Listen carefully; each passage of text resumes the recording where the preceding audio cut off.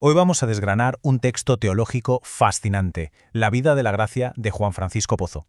Y lo vamos a hacer viendo cómo se apoya en una historia que casi todo el mundo conoce para explicar ideas muy profundas sobre nosotros y sobre Dios. Pues sí, todo arranca aquí, con esta frase. Esta historia tan antigua y famosa, la parábola del hijo pródigo, va a ser nuestra llave maestra, la misma que usa el libro para abrirnos las puertas a conceptos como la gracia, el pecado y la redención. Así que para entenderlo bien, vamos a hacer lo mismo que el autor. Seguiremos el hilo de la propia parábola. Va a ser un viaje a través de conceptos teológicos que a veces parecen complicados, pero que con la ayuda de esta historia veréis cómo se vuelven mucho más claros. Venga, pues vamos al lío. La historia empieza, como sabéis, con la marcha del hijo pequeño. Un acto que el texto va a usar para ilustrar qué entiende exactamente por pecado. A ver, aquí el texto nos dice algo clave. El pecado no es solo, digamos, saltarse una norma, es algo mucho más profundo. Es un cambio de rumbo total de la persona que se resume en estas dos ideas clásicas. Por un lado, darle la espalda a Dios y por otro, volcarse de forma desordenada en las cosas creadas. Y fijaos en esta cita de San Agustín porque es potentísima. Define el pecado no como un ataque directo a Dios, sino como un amor propio tan desmedido que llega a despreciar a Dios. Es un acto interno, una elección que, claro, inevitablemente acaba teniendo consecuencias externas desastrosas. Y esas consecuencias las vemos aquí clarísimas. Toda esa libertad que el hijo creía que iba a conseguir, ¿en qué se convirtió? Pues en todo lo contrario, en una nueva forma de esclavitud, en perderlo absolutamente todo, hasta la dignidad. Bueno, pero la historia da un giro. Y es justo en este punto de inflexión, en ese viaje de vuelta a casa, donde el texto nos explica un concepto teológico central, la justificación. Ojo con esto porque es la clave de todo. ¿Quién da el primer paso? No es el hijo. Fijaos, el padre lo ve de lejos y es él quien corre. El proceso no arranca por el mérito del hijo, sino por la iniciativa del padre. Es la gracia divina la que pone todo en marcha. Y para que entendamos bien de qué va esto de la gracia y la libertad, el libro se apoya en una metáfora muy clásica en teología, la de una persona que está atrapada en un pozo. Vale, este debate ha tenido históricamente varias respuestas. La visión pelagiana decía que podemos salir solos. La semipelagiana, que podemos empezar a trepar y ya luego Dios nos echa una mano. La visión luterana, que estamos tan rotos que Dios tiene que hacerlo todo.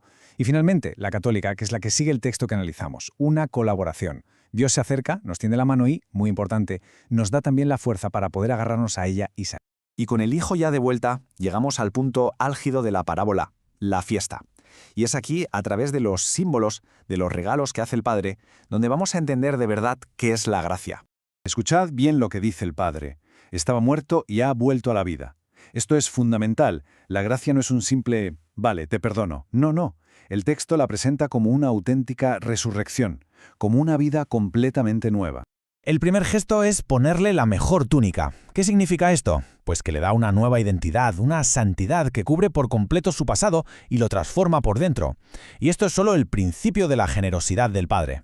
Luego viene el anillo, que no es un adorno, ¿qué va? Es el sello de la familia. Con este anillo le está diciendo, no solo estás perdonado, eres mi hijo de nuevo, un heredero con todos los derechos.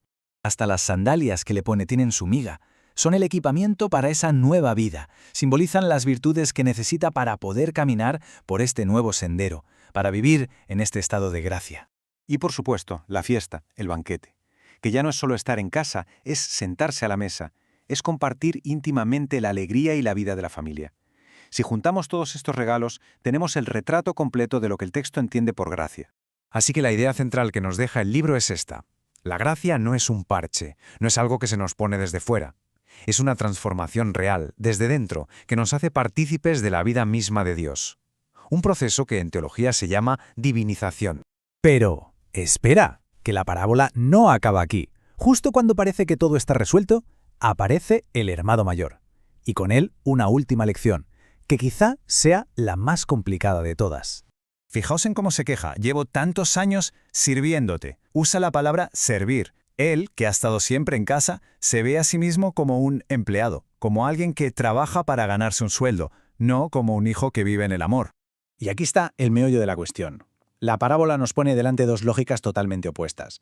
La del hijo mayor, que es transaccional, yo cumplo, tú me pagas, y la del padre, que es relacional, tú eres mi hijo, por lo tanto, todo lo mío es tuyo. La respuesta del padre es tremenda. Le dice con toda la calma, «Hijo, tú siempre estás conmigo». Es decir, ya lo tenías todo, pero ni te habías dado cuenta. Estabas tan ocupado, sirviendo, que se te olvidó que eras hijo.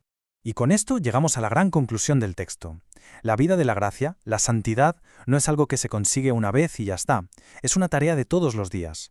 Es elegir, cada mañana, vivir con la lógica del Padre, la del amor y la misericordia, y no con la del sirviente, la del mérito. Al final, todo este análisis de la vida de la gracia a través de la parábola nos deja con una pregunta flotando en el aire. Una pregunta que define toda una vida espiritual. ¿Qué lógica seguimos? ¿La del siervo que se afana por ganar un salario o la del hijo que simplemente vive en el amor? Y la clave, según el texto, no está tanto en lo que hacemos, sino en quiénes entendemos que somos. Ahí queda esa reflexión.